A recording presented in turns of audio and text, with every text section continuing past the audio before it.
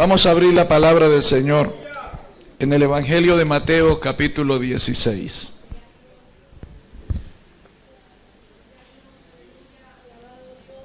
Gloria al Señor. Evangelio de Mateo, capítulo 16.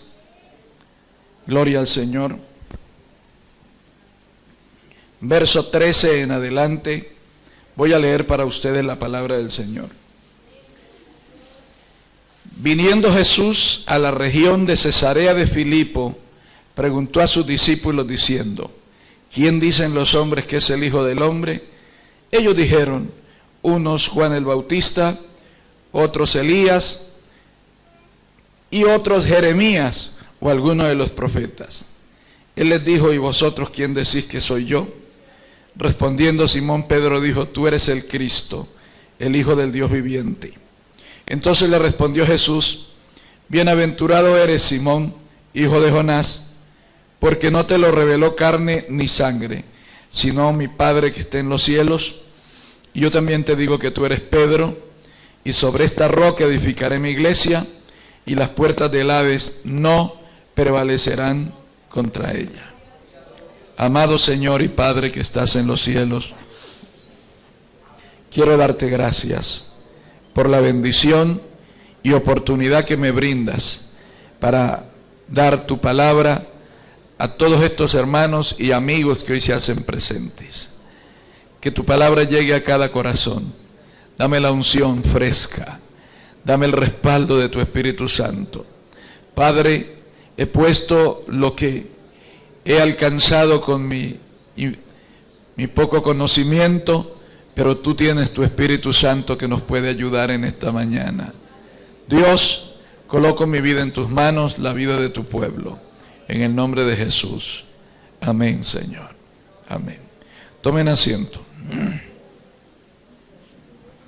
Saludo muy especialmente los hermanos, a todos los hermanos, pero también de manera especial a hermanos que nos estén visitando de alguna otra congregación, sean bienvenidos, como también los amigos que se han hecho presentes, amigos y amigas que se han hecho presentes porque quieren conocer un poco o profundizar un poco más en esto que es la palabra del Señor. Gloria al Señor. Así que damos la bienvenida a todos. Siéntanse como en la casa del Señor. La persona de Jesús, donde quiera que estuvo, bendito sea el nombre del Señor, siempre generó controversias. Y donde quiera que hablemos de Jesús, siempre se van a generar controversias. ¿Por qué? Porque Jesús, nuestro amado Salvador, tiene muchas cosas que lo hacen el centro de las opiniones, que lo convierten en el centro de las miradas y de todas aquellas cosas que generan comentario para bien o para mal. El mover de Jesús en la tierra entonces estaba generando controversias en cuanto a opiniones en relación con su persona. El Señor se daba cuenta, no ignoraba estas cosas, que su presencia incomodaba a algunos. Sus palabras molestaban. Sus enseñanzas eran vistas como transgresiones a la tradición que el pueblo estaba teniendo. Fue por eso que en alguna ocasión, y por aquí en el capítulo 15 de Mateo lo encontramos, que dice: invalidáis la palabra del Señor por seguir vuestras tradiciones. Ahora, Él reunió a sus discípulos. ¿Cuál era el asunto por el cual Él reunía a sus discípulos? Él quería escucharlos, no era que no sabía. Porque a veces decimos es que Dios quiere saber cómo estamos. Dios sabe cómo estamos. Somos nosotros los que a veces ignoramos y muchas veces voluntariamente la condición en la que estamos. ¿Cómo estás, hermano? Bendecido. Pero Dios sabe cómo está por dentro.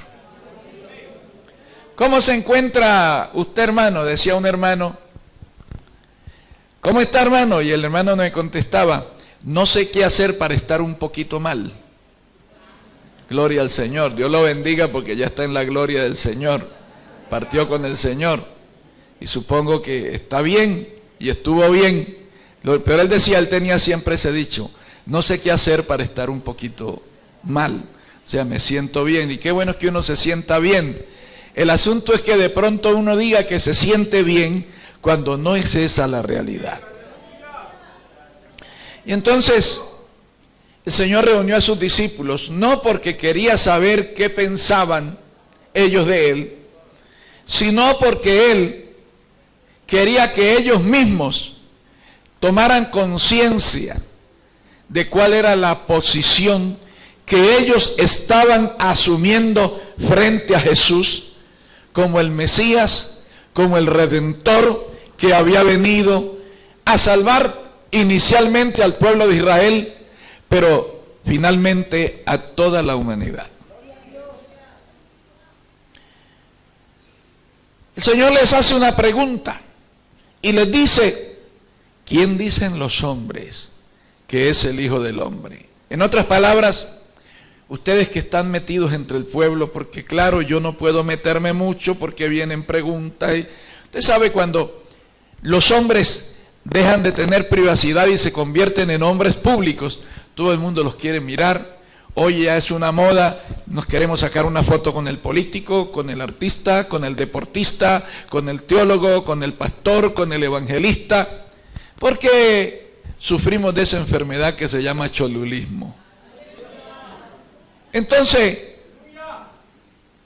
pues estamos ahí y a veces hombres de Dios exponen la palabra y toca sacarlos casi que custodiados, porque la gente que los quiere tocar a ver si se les prende un poquito la unción, porque si es un hombre ungido que está predicando la palabra, ay, si yo lo toco se me prende un poquito. Así no se arrodille a orar, así no se ponga a ayunar, así no se consagre. Puede tocar al arcángel Miguel y va a seguir siendo un apagado, un frío, un mundano.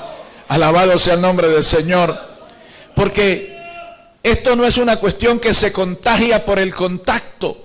Esto es una cuestión que se contagia imitando el ejemplo. Cuando hay hombres de Dios tenemos que imitarlos. Cuando hay gente que ora hay que imitarla. Cuando hay gente que ayuna hay que imitarla. Cuando hay gente que evangeliza hay que imitarla. Cuando hay gente que no se pierde cultos hay que imitarla. Cuando hay gente que es consagrada hay que imitarla. Cuando hay gente que se separa del mal hay que imitarla. Esos, si queremos tener un referente humano, esos son los referentes que tenemos que tener los cristianos. Sin embargo, y permítame hacer un paréntesis pequeñito, hoy por hoy los referentes del cristiano no son otros cristianos consagrados. Para muchos jovencitos los referentes son los cantantes mundanos, esos que hay por ahí. Para allá los mayorcitos, los referentes son el deportista o el político o el cantante mundano, y hasta tienen afiches en su habitación. Uno a veces llega a casas de hermanos y encuentra que en la habitación del muchacho está un póster ahí con la foto de su artista de cine preferido. Y uno dice, ¿cuál es el referente de esta gente? Uno tiene que tener como referentes a personas, a seres humanos. Si es que no le alcanza con Jesucristo como referente, busque seres humanos, pero seres humanos que estén consagrados. Hombres y mujeres que estén rendidos, entregados, sometidos al Señor Jesucristo en una vida de santidad, de limpieza, de honestidad, de honradez. Pero claro, nuestras inclinaciones siempre nos llevan a mirar al pecador, al sucio, al impío, porque no nos preocupa si es un pecador sucio o impío, nos gusta que ha tenido éxito en la vida. Pero el mayor éxito no es ganarse un premio Nobel de literatura. El mayor éxito no es salir campeón mundial en el fútbol. El mayor éxito no es llegar a tener un Oscar de la Academia del Cine o un Martín Fierro aquí en la Argentina. Ese no es el mayor éxito. El mayor éxito es poder andar en el mundo sin tropiezo. El mayor éxito es haber renunciado al pecado. El mayor éxito es poder estar separado de aquellas cosas que desagradan a Dios y estar separado y estar con gozo en el corazón, sin dolor y sin remordimiento. No tenemos que decir de pronto: ay, Dios mío, si yo no estuviera en la iglesia. Hay gente que dice: si yo no estuviera en la iglesia. Pero esto de estar en la iglesia, tiene que estar ahí sometido, que la palabra, que la predicación, que el mandamiento, que esto, que lo. Porque no tenemos de referente a Jesús. Hay que tener de referente al Señor. Él tiene que ser nuestro referente, y cuando tenemos ese referente, entonces comenzamos a darnos cuenta: oye, y yo como era admirador de tal cantante, y yo como tenía en cuenta siempre a tal deportista,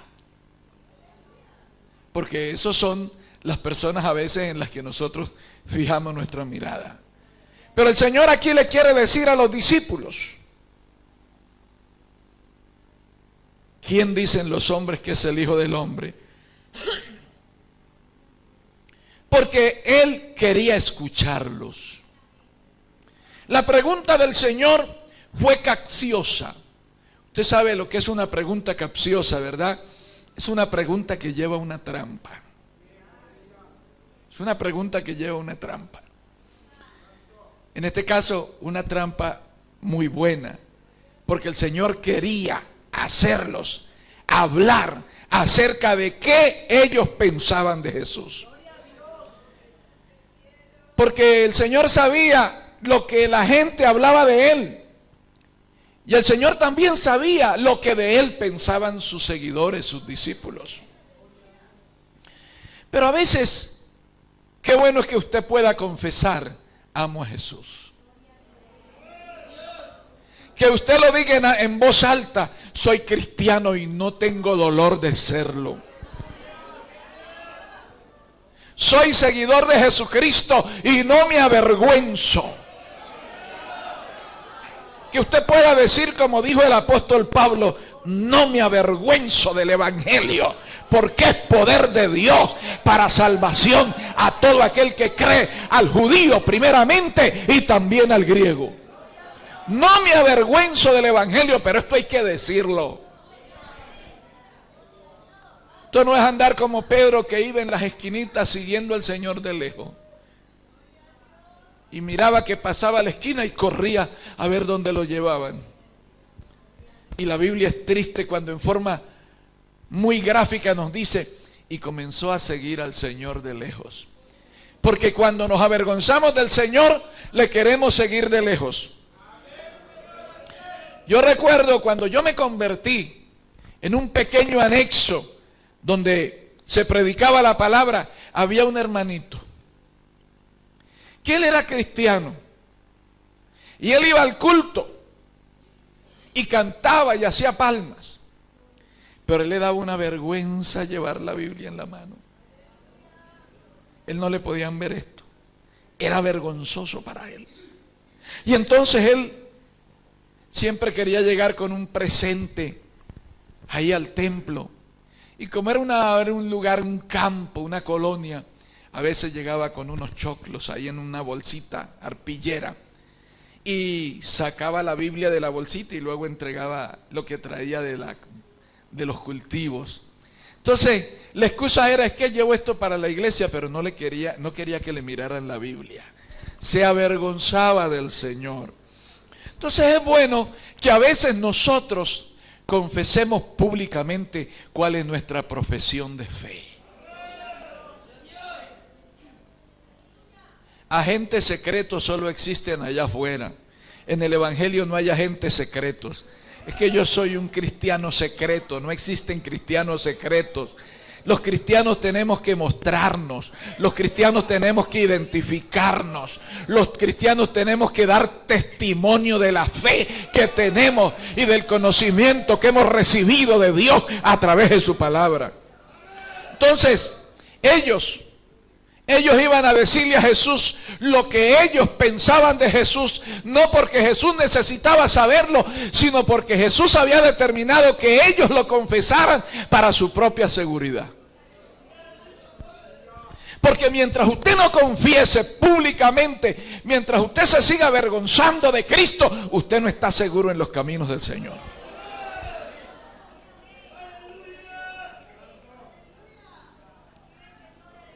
Moody, ese gran evangelista del siglo XIX, cuenta que en una ocasión se le acercó un hombre que trabajaba en una fábrica textil donde habían más o menos unos 2000 trabajadores. Y se le acerca un día a contarle un testimonio a este hombre de Dios. Y le dice: hermano Moody, mire qué cosa más cómica me ocurrió hoy.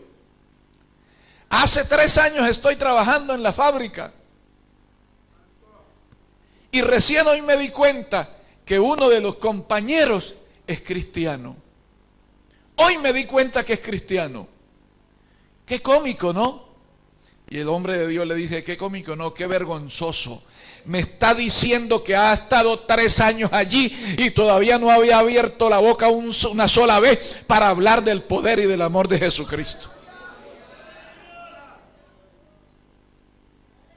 Claro, a veces pensamos, es que si yo en la fábrica donde trabajo, en la empresa, digo que soy cristiano, me van a gastar y me van a acabar y me van a cargar y voy a enojarme.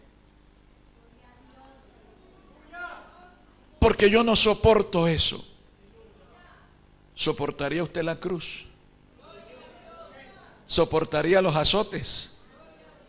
¿Soportaría los insultos? ¿Soportaría usted morir en la cruz como murió Jesús? Ay, yo no puedo eso. Pero Cristo soportó eso. Entonces, si Cristo soportó tanto, Cristo tuvo que pasar por tanto escarnio, por tanta vergüenza, por tanta humillación. ¿Será mucho que nosotros tengamos que escuchar que se burlen de nosotros, que nos digan cosas por ser cristianos? ¿Será mucho? Yo pienso que no. Yo pienso que Cristo sufrió mucho por nosotros y todo lo que hagamos nosotros para dar a conocer su nombre no alcanza casi para nada comparado con el sufrimiento que Él tuvo que padecer. ¿Quién dicen los hombres que es el Hijo del Hombre? La respuesta fue precisa, pero no convincente. Ellos le dijeron: unos que tú eres Juan el Bautista, otros que tú eres Elías, y otros que tú eres Jeremías o alguno de los otros profetas por ahí que se levantó entre los muertos. Las opiniones sobre Jesús estaban repartidas y ninguno de los 12 supo cómo decirle a Jesús los resultados de la encuesta, porque ellos hicieron una encuesta. Ve que hoy las encuestas dicen cómo le va al político tal.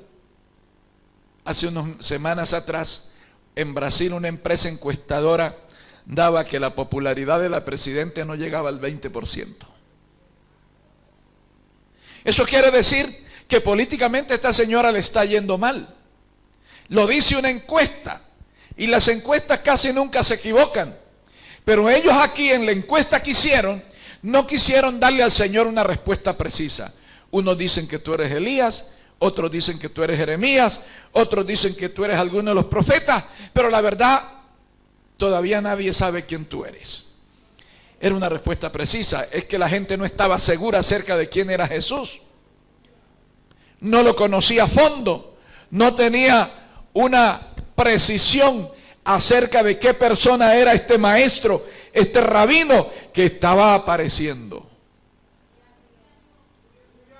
Pero ellos le trajeron la información y entonces el Señor les hizo un desafío dialéctico. Vosotros, ¿quién decís que soy yo? Porque aquí poco importaba lo que dijera la gente acerca de Jesús.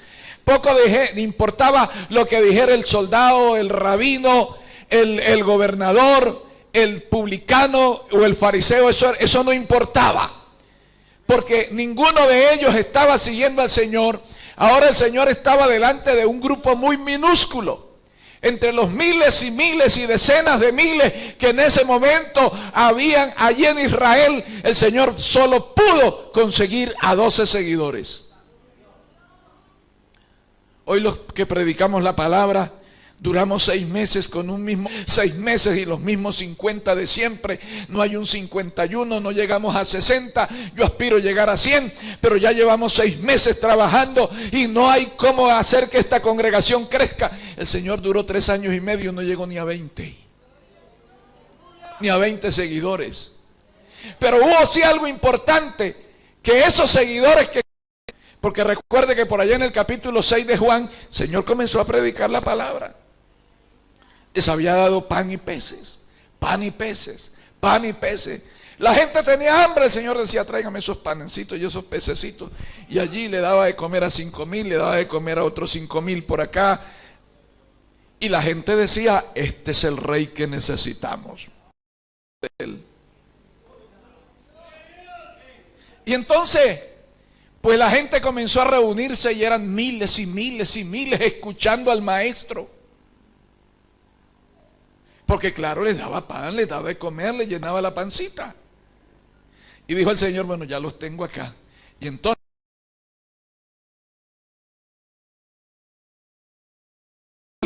comenzó a decirles que era lo que Dios quería de ellos.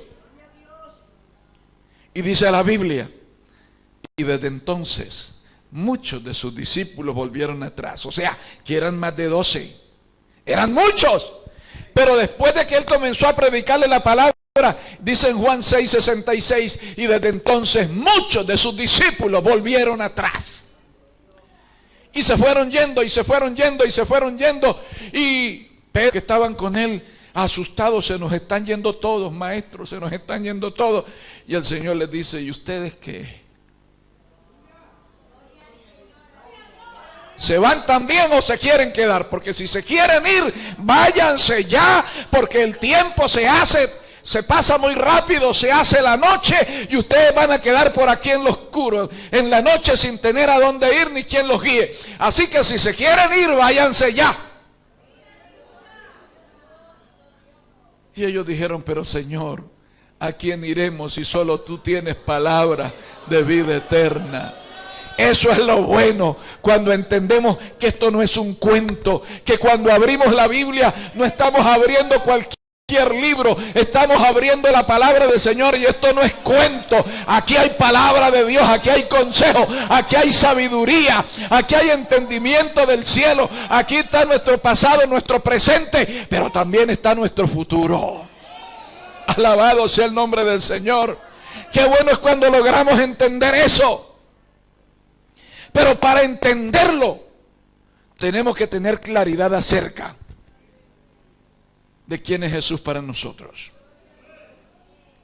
Los discípulos eran el cimiento de un gran trabajo que el Señor tenía que hacer. Y era preciso también que ellos supieran si estaban lo suficientemente fuertes, seguros y convencidos para enfrentar el trabajo que tendrían que realizar. Ellos no sabían. Ellos no sabían lo que tenían que enfrentar.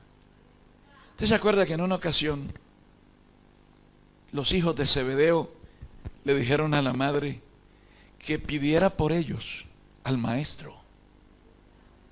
Y a través de ella le dijeron, maestro, queremos que en tu gloria, cuando tú estés reinando, yo esté sentado a tu izquierda y mi hermano a tu derecha.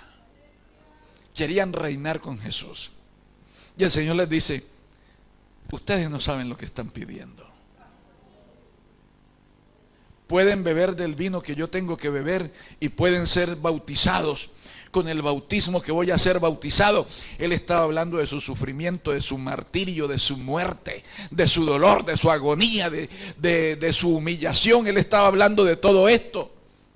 Entonces Él les dice, pueden ser bautizados como yo y pueden beber de la copa que yo voy a beber. Y ellos dijeron, podemos.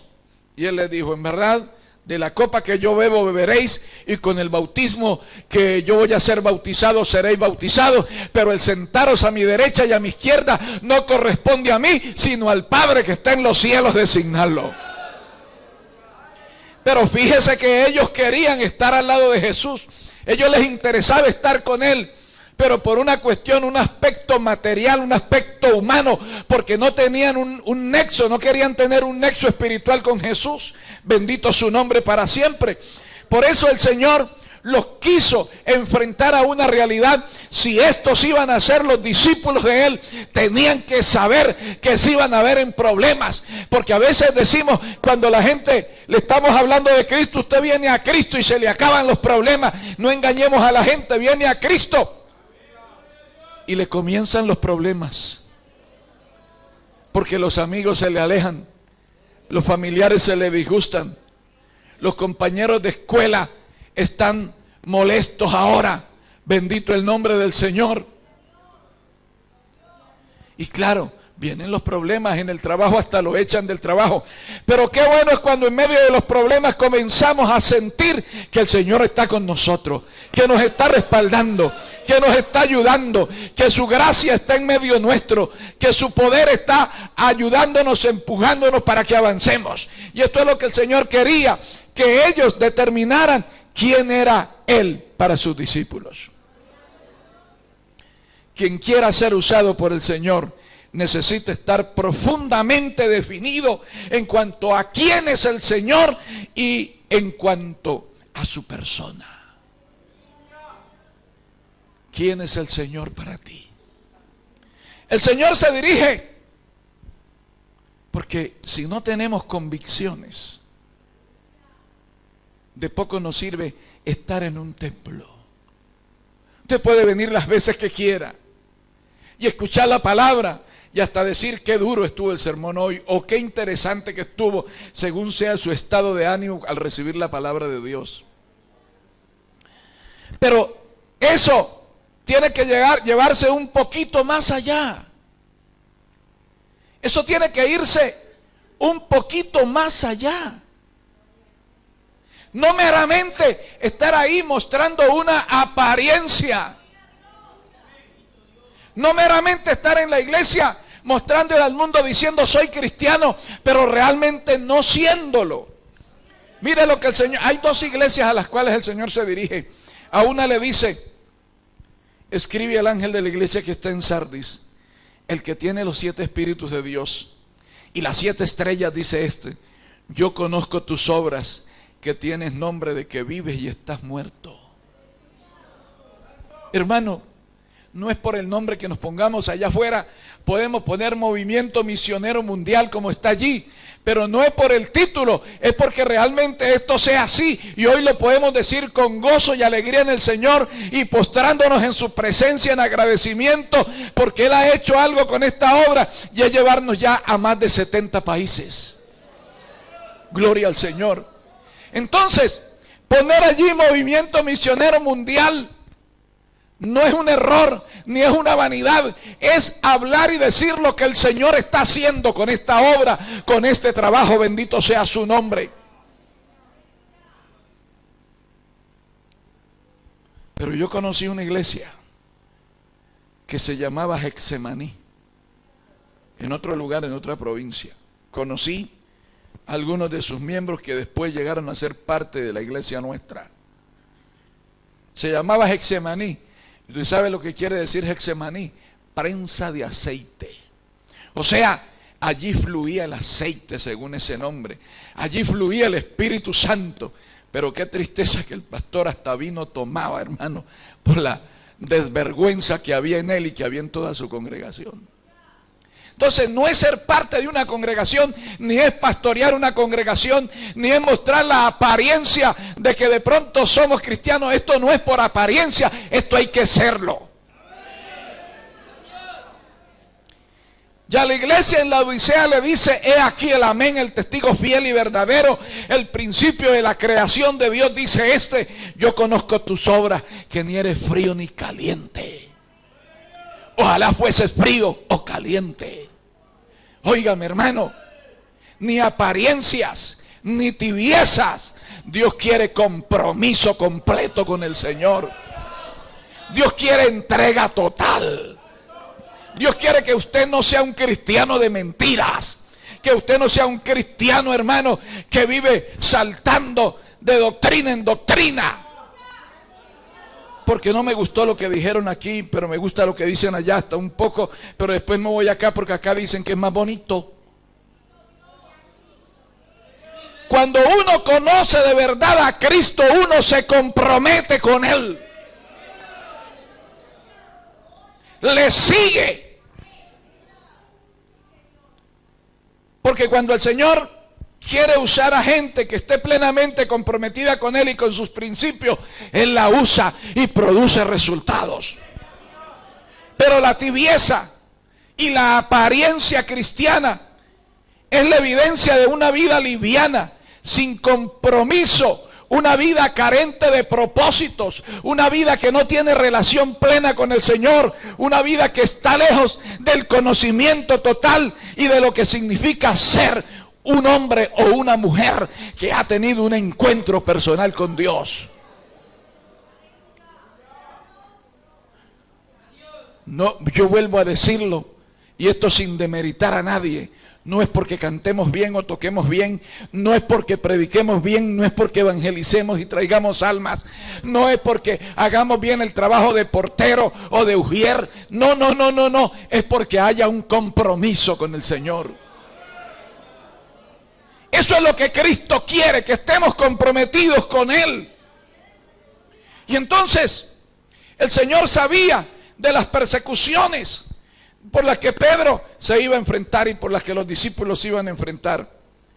Pero él no quería comenzar el trabajo porque él se iba y le iba a dejar encomendado el trabajo a 12 hombres. Pero él no quería entregarle la obra a gente apenas de apariencia y sin ningún compromiso. Él sabía que las persecuciones iban a ser duras y los preparó para ese momento. Por eso Pedro, cuando el Señor lanza la pregunta, Pedro la toma en el aire. No dejó caer las palabras y respondiendo Simón Pedro dijo: tú eres el Cristo, el Hijo del Dios viviente. Gloria al Señor. Todos lo sentían. Todos lo sabían, lo escuchaban predicar, lo miraban liberar a los endemoniados, sanar a los leprosos, resucitar a los muertos, hacer cosas maravillosas, frenar las tempestades. Ellos no tenían duda. Ellos no tenían duda de decir: este es el Mesías, este es el profeta del que habló Moisés, este es el Redentor que Israel está esperando. Ellos lo sabían.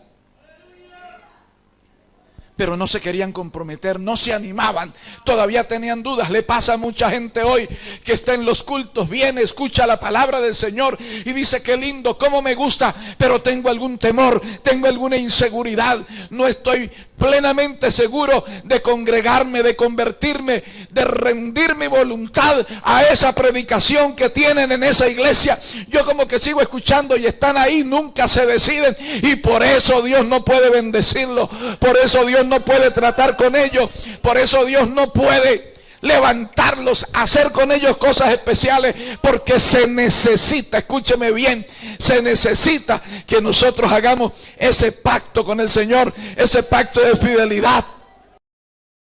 Alma, que rindamos nuestro espíritu, que nos levantemos con nuestro rostro hacia el cielo y podamos decir: Señor, tú eres Dios, tú eres nuestro Mesías, tú eres nuestro Salvador, y a ti es que estamos siguiendo, a su nombre gloria. Gloria al Señor. Ellos lo sabían, pero era necesario que uno de los 12 hablara por los demás, y este fue Pedro. Pedro dijo: tú eres el Cristo, y él habló por todos. Ninguno dijo: estás equivocado, Pedro. Ninguno dijo: esto es erróneo, Pedro. Ninguno dijo: Pedro, te adelantaste, eres un acelerado, Pedro, ¿cómo vas a decir eso? No, Todos estuvieron de acuerdo, todos sabían, pero ninguno se atrevía. Por eso, así como Pedro no dejó caer la pregunta, el Señor Jesús no dejó caer la respuesta. Entonces respondió Jesús: bienaventurado eres, Simón, hijo de Jonás, porque no te lo reveló carne ni sangre, sino mi Padre que está en los cielos.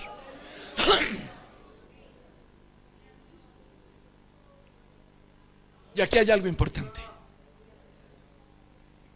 Esto de decir soy cristiano, esto no es algo que sale de la boca.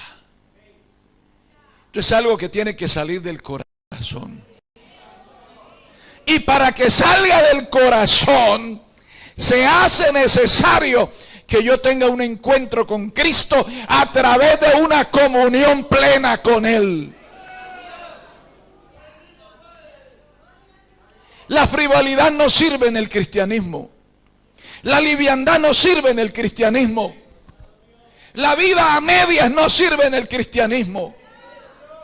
Por eso el Señor dice: ojalá fueses frío o caliente, pero eres tibio. Y por cuanto eres tibio, te vomitaré de mi boca. Porque Dios rechaza la tibieza, abomina la tibieza, abomina esa vida a medias. Porque esto es un asunto así. Y entiéndame, yo le quiero decir a usted, se lo he dicho más de una vez, pero se lo voy a decir aquí ahora para reafirmárselo. Si usted está viniendo a los cultos, pero todavía tiene problemas en su vida que no ha solucionado, y que por capricho no quiere solucionar, todavía tiene situaciones que le apartan del Señor, todavía tiene cosas que son malas delante de la presencia del Señor y de su palabra, usted está perdiendo el tiempo. Usted está perdiendo el tiempo.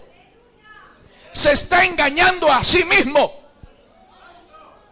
Como se están engañando a sí mismos algunos por ahí que predican y hacen milagros y un montón de cosas. Y el Señor les va a decir en aquel día: nunca los conocí. Porque no es por hablar en lenguas ni por sanar enfermos. Es por tener una obediencia a lo que dice la palabra del Señor. Es por tener una claridad en cuanto a quién estamos siguiendo y qué es lo que estamos siguiendo. No estamos siguiendo filosofías humanas.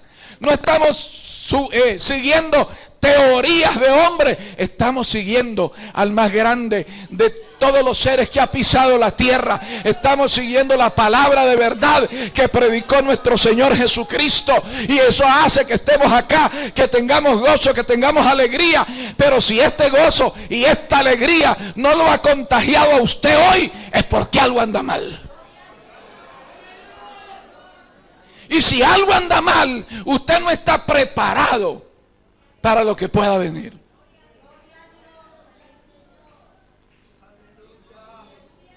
Tú eres Simón, y bienaventurado eres porque esto que acaba de decir no te lo reveló tu carne, sino te lo reveló mi Padre que está en los cielos. Lo que le estaba diciendo es: Pedro, yo he visto que estás en comunión con Dios.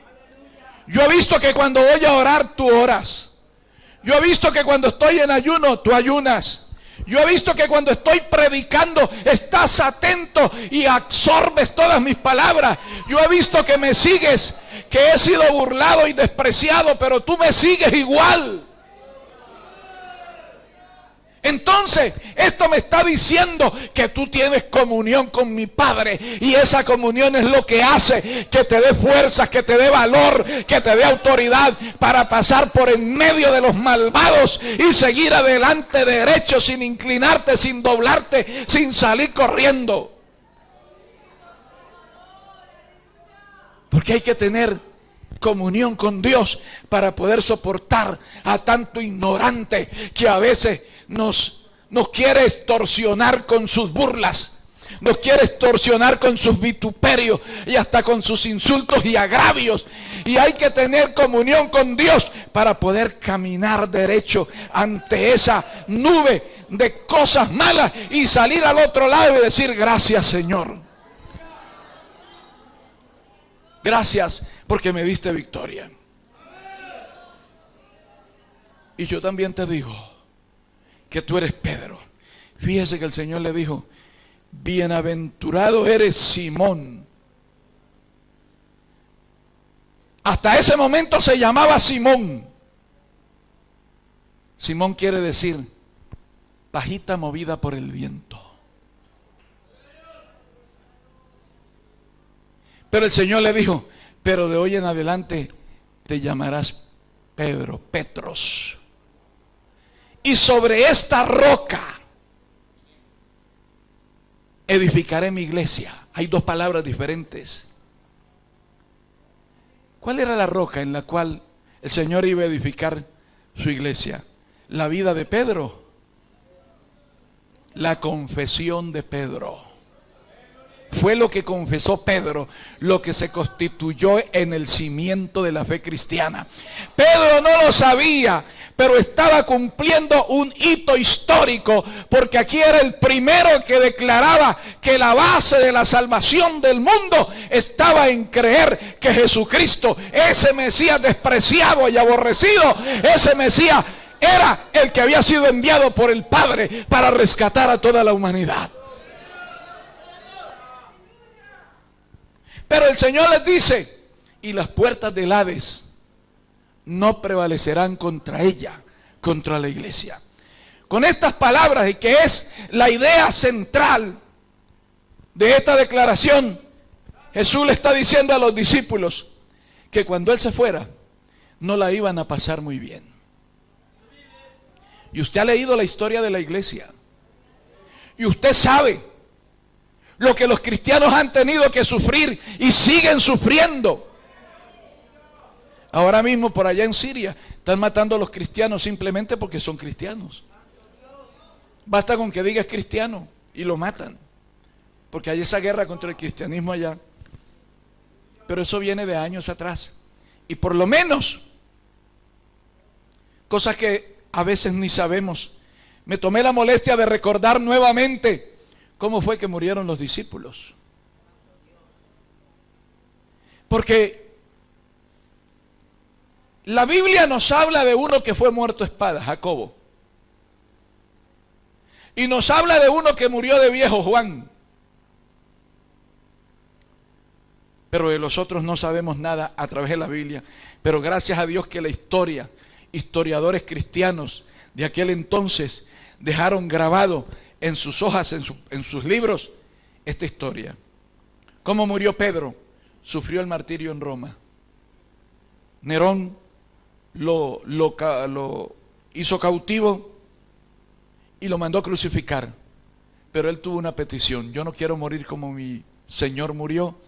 Él murió en una cruz también, pero yo quiero que me crucifiquen con la cabeza para abajo. Y murió de esa manera.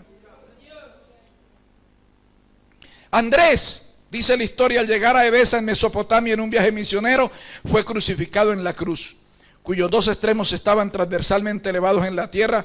De aquí el origen de la expresión la cruz de San Andrés, que es una cruz que es así, tipo una X.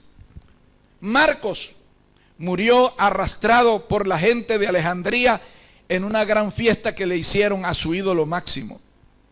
Santiago, el hijo de Zebedeo, fue decapitado a espada en Jerusalén por orden del rey Agripa en el año 44 de la era cristiana. Juan, el discípulo amado, en la isla de Patmos estuvo, fue el único que no murió martirizado. Felipe fue azotado, puesto en prisión y después fue crucificado en Asia Menor en el año 54.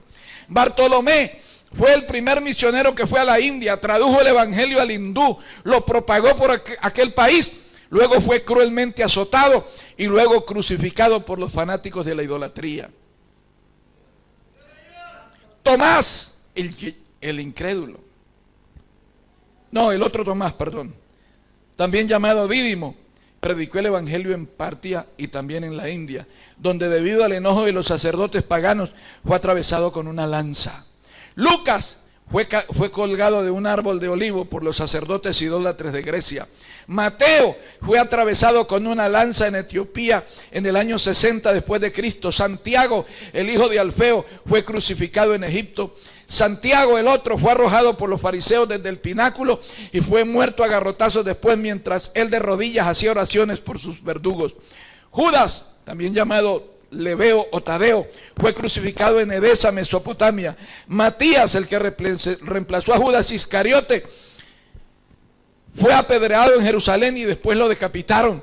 Pablo, el apóstol que fue llamado por Jesús mientras iba a perseguir cristianos, dice que al regresar a Roma de un viaje misionero fue aprehendido por orden de Nerón y lo decapitaron. Ahora usted entienda por qué para ser un seguidor de Cristo hay que estar plenamente comprometido con Él. La vida cristiana no es un juego. Esto no es una cuestión de emocional. Ay, qué lindo ir porque uno canta y siente cosas tan bonitas. Yo conozco gente que ha estado en la iglesia y que uno los escucha de pronto hablar en lenguas y danzar y cantar con unción y los pone uno hasta a predicar y después uno los ve descarriados. Porque esto no es emoción, esto es compromiso. Si usted cree que esto es emoción, está totalmente equivocado. Hermanos, después de esto, la iglesia siguió siendo perseguida hasta el año 315. Aproximadamente por el Imperio Romano, donde se persiguió a la iglesia por todo el continente asiático y parte de Europa y norte de África, pero no se pudo acabar con el cristianismo. Después hubo una aparente paz y después fue a causa de la tibieza de la iglesia, tuvo que ser perseguida la iglesia hasta el año 1500, es decir, la tibieza comenzó a perseguirla. Fue en ese tiempo cuando nació la iglesia de Roma. La iglesia de Roma nació mucho tiempo después de Cristo haber ascendido al cielo. La iglesia de Roma nació después del año 300, cuando Constantino, un emperador, dijo que él iba a hacerse cristiano, y de hecho dice que se hizo cristiano, pero se hizo llamar el primer pontífice de la iglesia. Entonces la iglesia se entibieció y comenzó a debilitarse en la fe, y esto hizo que declinara hasta que llegó el año 1500, cuando Martín Lutero expuso las 95 tesis, donde se ponía en contra de todas las tradiciones y las costumbres que la iglesia tibia había venido teniendo por más de 1000 años. Gloria al Señor. Y eso hizo que fuera perseguida la iglesia por la religión desde el año 1500 hasta casi 1900 en una forma abierta, hasta que comenzaron los avivamientos del siglo XIX. La iglesia en la actualidad enfrenta una de las más terribles persecuciones que jamás haya tenido la iglesia en toda su historia, desde que el Señor Jesucristo le dijo a Pedro: tú eres Pedro y sobre esta roca edificaré mi iglesia. Hoy estamos peor que las persecuciones del Imperio Romano. Hoy estamos peor que la Santa Inquisición promovida por la iglesia de Roma. ¿Por qué estamos peor? Porque hoy el enemigo no está afuera, el enemigo está adentro. La iglesia en la actualidad está enfrentando la más grande persecución que haya soportado hasta hoy, y que no es una persecución teológica, sino no es una persecución sangrienta, sino una persecución ideológica, donde tenemos que estar enfrentándonos con personas que predican doctrinas erróneas, donde falsos milagreros están haciendo cosas y la gente corre allá detrás de ellos como corrían detrás de Simón el mago. Y cada quien está formando su grupo y están diciendo que ellos son los únicos que salvan. Y la iglesia de Cristo a veces estamos quietos, indiferentes ante tanta herejía, ante tanta apostasía que hay en el mundo. Y como que sentimos que eso ya no se puede detener, pero eso es mentira. Tenemos que pelearla, tenemos que orar, tenemos que ayunar, tenemos que vivir la vida cristiana. Es allí en esta persecución de los cristianos tenemos que tomar la posta y seguir el camino de rectitud e integridad de los discípulos. Pero antes tenemos que respondernos la pregunta del Señor: ¿y vosotros quién decís que soy yo?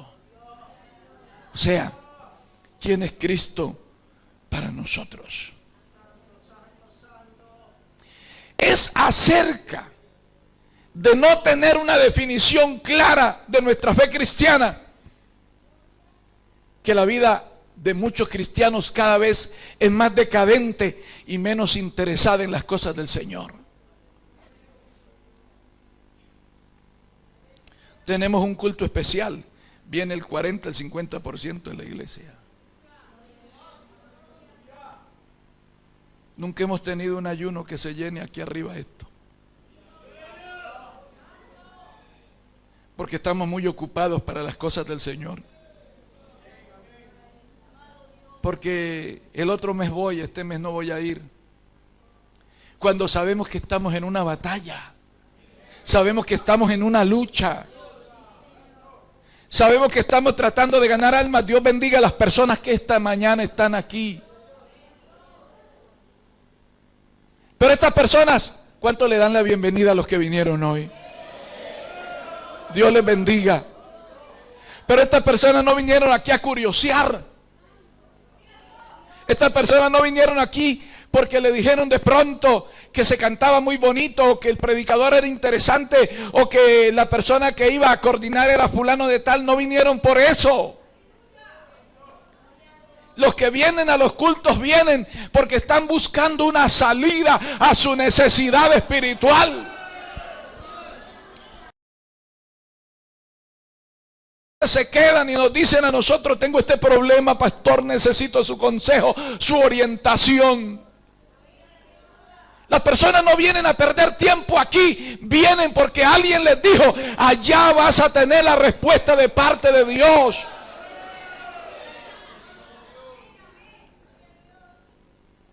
Pero si llegan aquí a la iglesia y encuentran una iglesia que es indiferente, una iglesia que no está caminando según los tratados que el Señor tiene, que no hablan ni actúan según dice el Espíritu Santo en su palabra, sino según su carne les designa.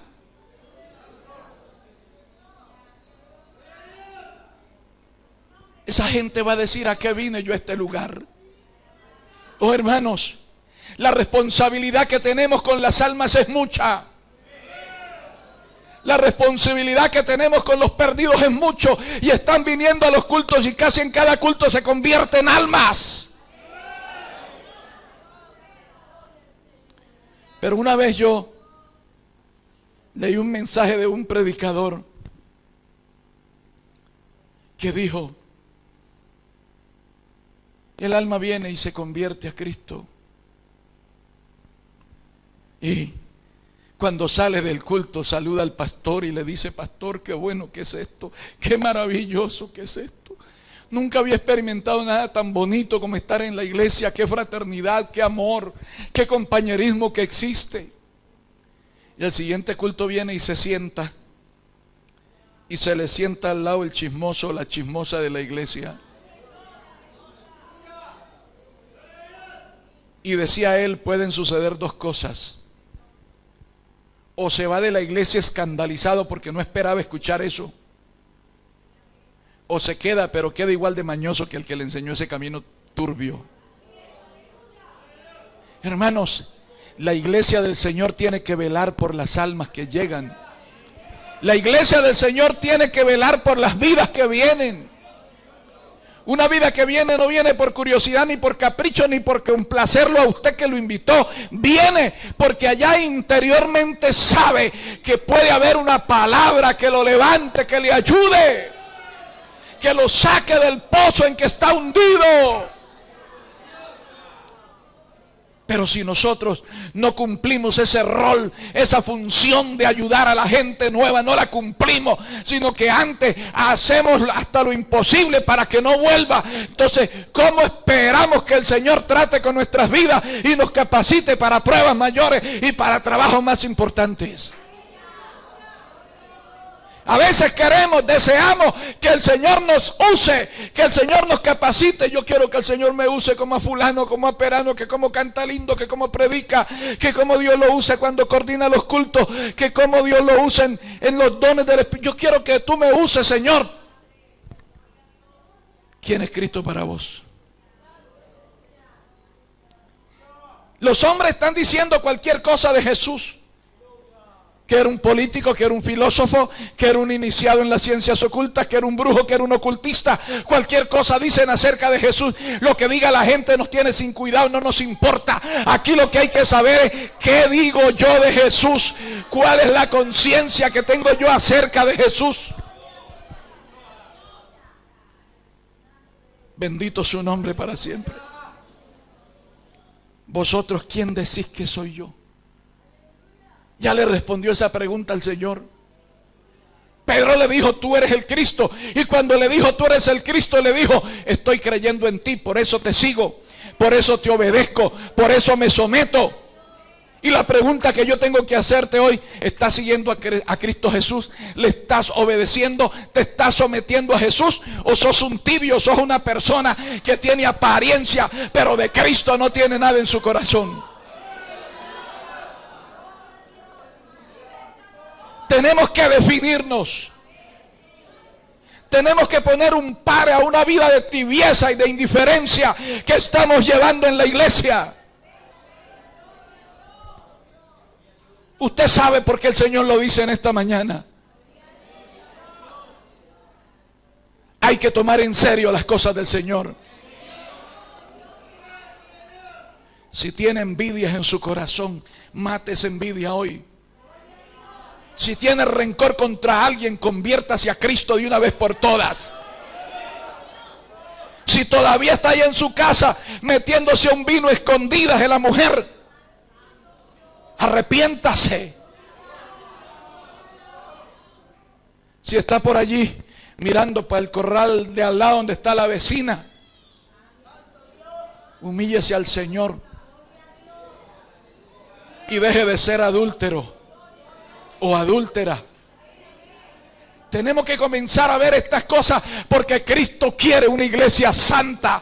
Hermanos, esta palabra que dice aquí arriba no es solamente por tenerla aquí. Hay que vivirla, hay que obedecerla, hay que hacerla parte de nuestro corazón, hay que hacerla parte de nuestra vida, hay que ser rectos, porque hay miles, hay millones de almas allá afuera que están esperando una iglesia que les presente una respuesta, una salida, una solución a su problema. Pero si no cumplimos esto, vamos a seguir en la misma situación. Contentos porque se convierten 2 o 3, pero afuera quedan 2 o 3 millones todavía que están esperándonos. Contentos porque vino un culto y el Señor bautizó con el Espíritu Santo a 2, pero el día de Pentecostés habían 120 y 120 recibieron el bautismo con el Espíritu Santo. Nos contentamos con poquito, pero Dios tiene mucho para darnos. Pero no nos lo da porque nosotros no estamos totalmente comprometidos con Él. Son momentos de definición. Son momentos en los que hay que ser claros con nosotros mismos y decir qué estamos haciendo con nuestra vida cristiana. La iglesia de hoy no es la iglesia que el Señor desea que seamos. ¿Y cuál es esa iglesia? Es una iglesia que esté unida, que esté fusionada por la palabra del Señor. Es una iglesia que tenga la palabra como su manual de instrucciones. Qué bueno es cuando la palabra la hacemos carne en nosotros. Se convierte en parte de nuestra vida. Se convierte, hermanos, en una integración. Se integra a nosotros. Que cada vez que usted va a hacer algo, lo primero que se acuerda es si la palabra de Dios dice que está bien o está mal. Esa es la iglesia que el Señor quiere. Una iglesia que esté unida por la palabra de Dios. Una iglesia que no destruya las almas. Que vengan a oír el mensaje de Dios. Que cuando termine el culto y usted lo salude, no lo venga a adoctrinar. Deje que la doctrina la da el pastor. Primero la doctrina la da el maestro de catecúmenos allá en la terraza.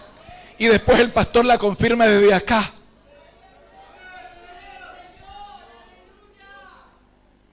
La supersantidad no tiene lugar acá. Aquí hay lugar para la santidad. Superhéroes de la santidad no existen. Aleluya. Porque a veces hay los superhéroes o las superheroínas de la santidad. Se convierte una señora o un caballero, se convierte.